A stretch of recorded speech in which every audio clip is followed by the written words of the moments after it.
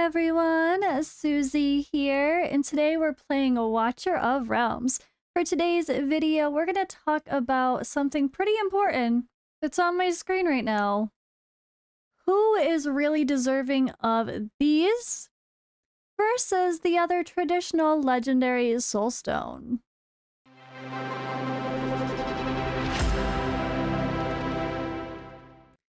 Alright, so I was actually talking with my husband, Odd One Gaming. You guys probably know him. He did cover the game a bit, although he hasn't really lately. He is no longer playing much. But he had this happen today. Ready, guys? Two. Nightmare 3, Nightmare 4. I don't even know what's happening there. Yeah, but that happened. And yeah, I was like, oh, I gotta make a video for Watcher. I don't know what I want to do today. He's like, oh yeah, the new things, talk about that. And I was like, yeah, good idea. And then I open my clan boss or guild boss, Drake's Chasm, all the things, and here we go. I think it's a sign. We need to talk about these. I haven't really done this type of a video in a while. It's been a long time since I really ranked characters at the best of whatever or anything like that. So I think it's time. So what I'm going to do, I'm going to pull up the gallery and we're going to go through. I was like, if I get another one, I swear to God, we're going to go through and I'm going to talk about that material. Who gets it? So here's the difference, right, guys? We have two. We have legendary soulstones and unpolished legendary soulstones. These can only go on heroes that are not lords. So the TLDR is this big fancy one, the one we've had for such a long time, should only go on legendary lords. And only go on legendary lords that are ideally from ancient summoning crystals only, that are not part of the normal pool. With the only exception, I would say, being Twin Fiend still. I know he's been power crept quite a bit overall, but if you're new and you can get an A1 Twin Fiend on your account and build an Infernal team with a Zillatu, you're still going to do that for Drake's Chasm. Even if there's other options. If you don't have those other options, it's still absolutely one of the best things for Guild Boss. And it's still better than even Soul Cadence in some cases, because he's better at enabling the whole team to do more damage versus being a damage hog himself. So, I know I've been a slacker, guys, but don't worry, I'm still here. We're still in it. We got to get rolling. I'm really excited for this discussion because I think it's really important and people are going to be very wary about using them. And they might not use them at all because they might hoard them too carefully.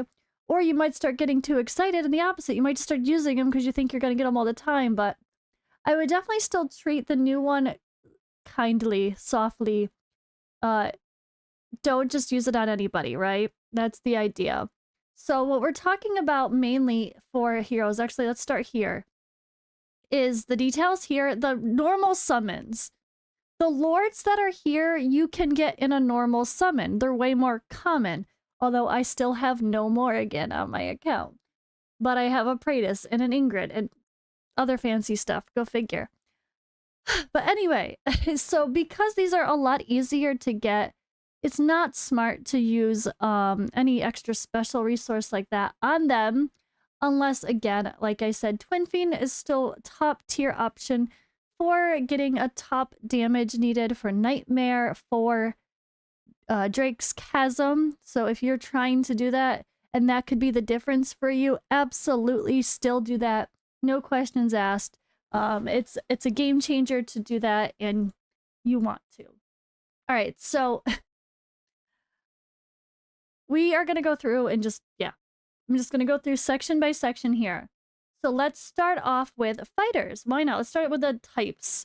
So Celine, this is an example of a hero that's not out yet, to where we've actually really used her enough, I would say, to where we should have an opinion. She's a fusion.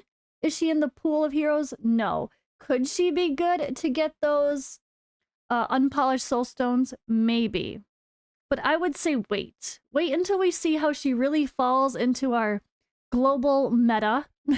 Don't just go by how people used her on the Forerunner server or whatever, or how she compares to one other person for damage, or let's wait and see how she really falls into usage in real life, so to speak, in our real servers before you make that decision. So I would say no. Rolling onward, Maw was a fusion, but this is nope. All right, next. So we did get confirmation. If I remember someone saying that. Luckily, even though Ymira and Ajax classify as lords for the sake of a pity reset, they do not classify as a lord only, in the sense of if you try to use that unpolished soulstone on them, it won't let you. Actually, it will let you. So this is really good news to hear that you can use unpolished soulstones on Ymira and Ajax or IX, because they're going to be very rare and hard to pull heroes as well. So I think this might be a solid choice for an unpolished stone.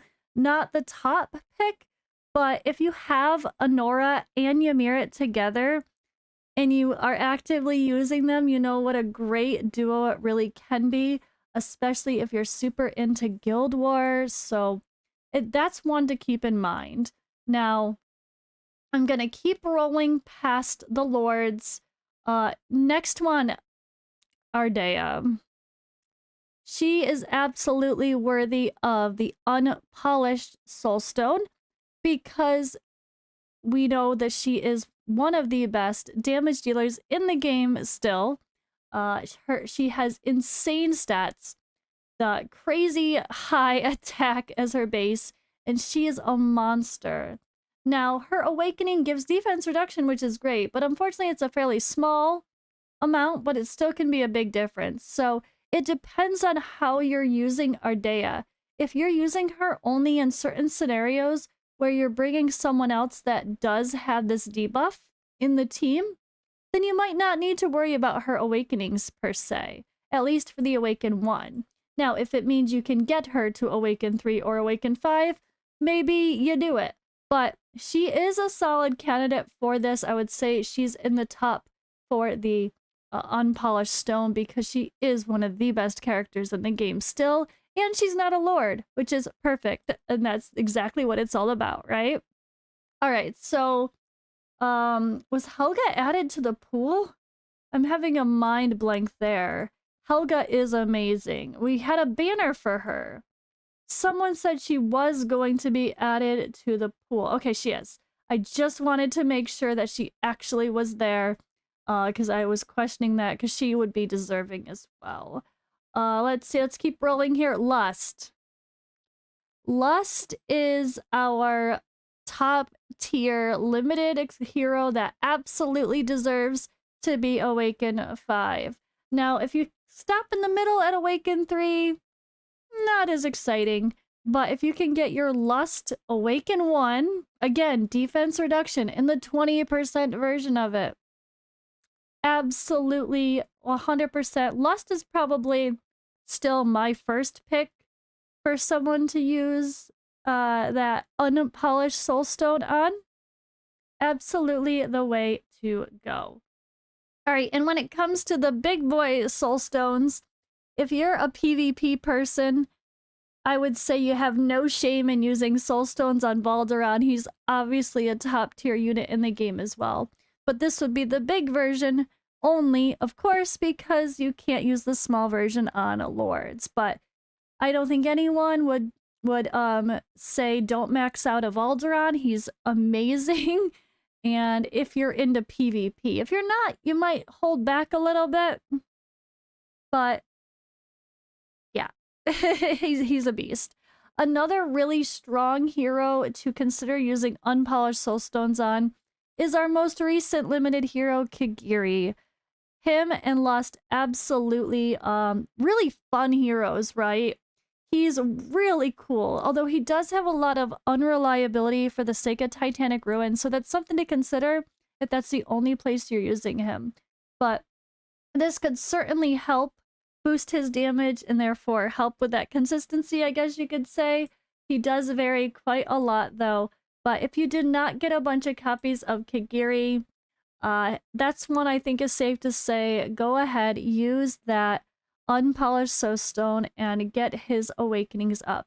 Now, when I say this, I mean, try to do it in a way that's only going to get you the key moments, you know, like 1, 3, and 5. Or like we said with Lust, her Awaken 3 is okay, but not crazy, but you want that Awaken 5. So, like, would I take 2 Unpolished Soulstones from an Awaken 1 Lust to get her to Awaken 3? No. But if I had her enough to get her Awaken 5, yes. I think that's more. It depends on the hero at the end of the day. So use them wisely. Don't just throw one on someone to make them Awaken 2, which doesn't give much for non-lords. Save it for someone where an Awaken 1 is a game changer. That's the other thing to consider too. Like, just because, oh my god, I got 2 Soulstones, I want to use them both on Lust. Awaken 1, Awaken 2. Yeah. No. Just put one on Lust. And then save that other one for someone else who has a really good Awaken 1. Or wait until you get more to like really max her out at the key moments instead of just a little bit of extra attack that's less impactful on your whole account versus adding another Awaken 1 to someone else that might be game changing. Let's see. Do we have another good example? Captain Rev is another limited hero, but unless, I don't know that I would choose him as one of the first options for this, unless you're just a huge fan of the character and you're using him everywhere and you really want those stuns. I don't know though, honestly. I think it's too niche and I don't think it's as impactful compared to some of the other people where it's huge, like a ton of extra damage from the awakenings of someone like Lust, right? And you notice I'm picking people that are limited heroes. Now, we might have some exceptions to the rule. Like, we know Twyla is amazing. I've seen it. She sounds crazy. Personally, I have not watched enough content on her to say, should you use a Soulstone to get Twyla Awaken 1, 3, or 5? I don't know. I'm going to plead the honesty and not give bad advice. I haven't seen enough content on her yet to where I have an opinion. So you feel free to let me know in the comments below. Does Twyla deserve that? Even though she's in the normal pool of heroes, some people like her or Silas are just such, like, are they a game changer enough to where it's worth it? That's one of those debates you have to have as well. Now, personally, I'm a huge fan of Thalin. He's so good, and he's only on ancient summoning crystals like Ardea, but he's so good even without, I think, his awakenings, and I think I only use him in niche places to where he doesn't really need them. Like, that's someone I wouldn't use them on. You want to do that where it's going to be the most impactful for, like, getting the highest tier of damage in, like, something like Titanic Ruins. Or if you're huge on Guild versus Guild, you choose your best GVD people. Don't let anybody make you feel shame in that either. You pick what you like for your gameplay style at the end of the day as well, right? I think that's an important thing to remember. Now, if we can use Soulstones on her as well, she is a unique hero that you have to expensively purchase stuff from the shop. I don't think anyone has her yet, right? But once we do, these awakenings are going to be a lot in the Apex shop to get. So if you are into this character and having fun, I am guessing this is going to be a solid choice because she's extremely rare to be able to get the Soulstones for. However, I would say for this is another character that I personally have not seen enough content on to have my own opinion. Silas, on the other hand, if you have a Silas and a Vierna especially, and your Silas is extra amazing because you have this, but you don't have an awakening for Silas, Silas's main awakenings are pretty strong. Now, the Awaken 1 is an increased attack speed, which is pretty big. It's 100 attack speed. But I think it's like the Awaken 3, Awaken 5 Silas is just a monster.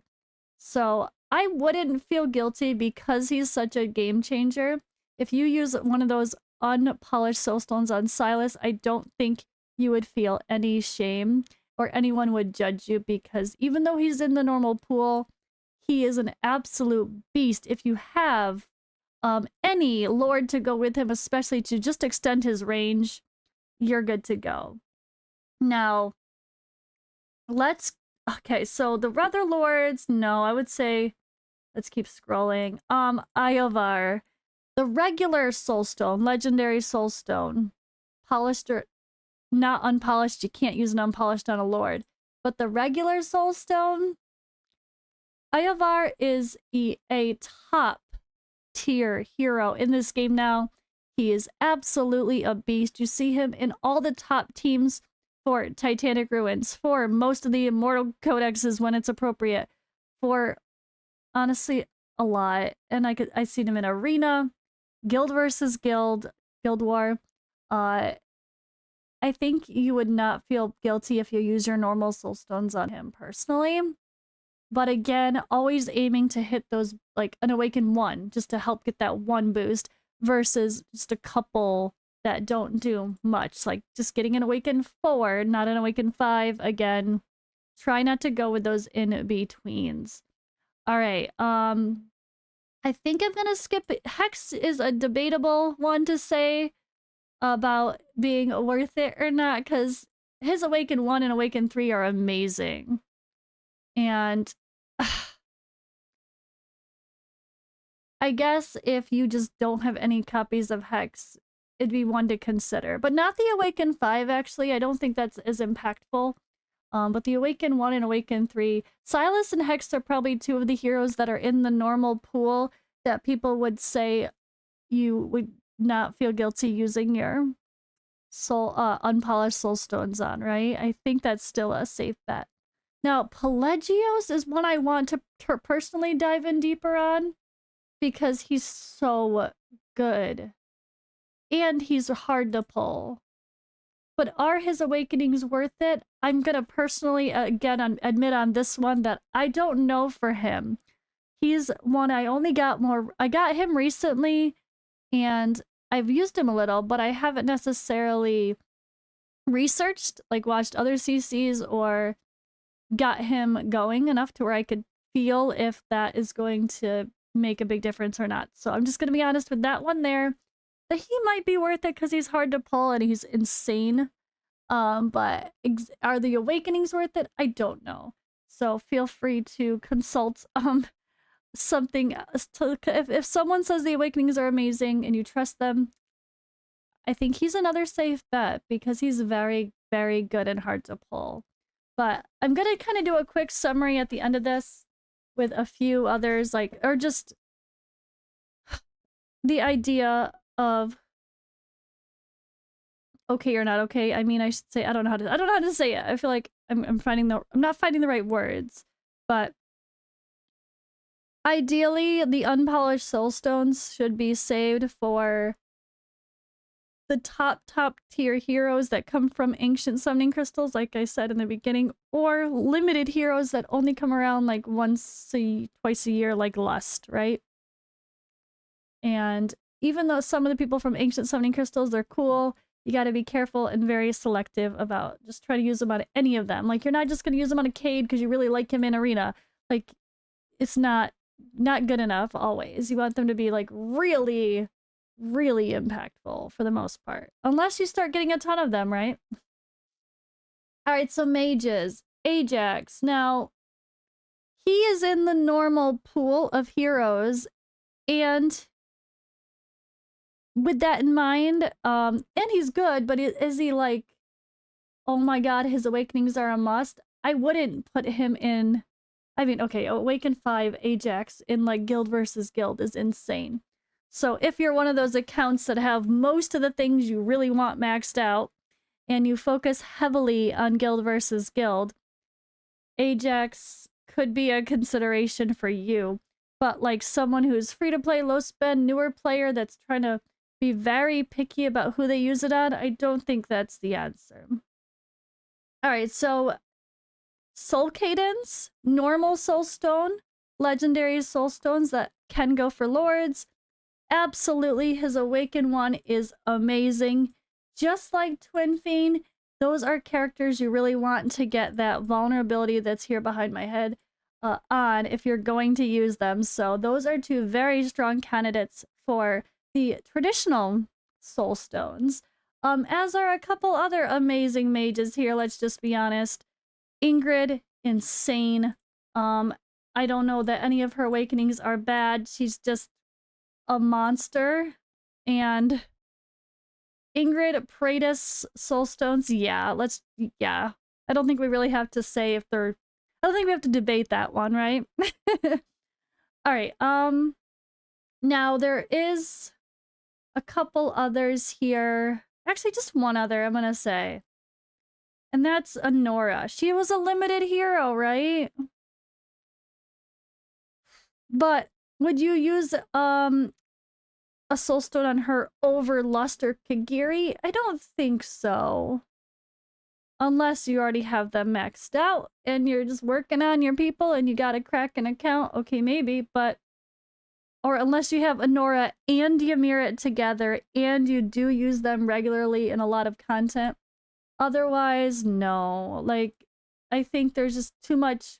There's too much of a strong, justification to save them for someone like Lust. Who's got... I'm not gonna scroll back up. Who's got just such a good, strong kit. And amazing for the guild boss type content, especially.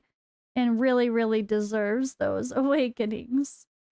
Alright, and then here, I think I would say no to those stones. Not that any of these people are bad, like Elowen's a game changer.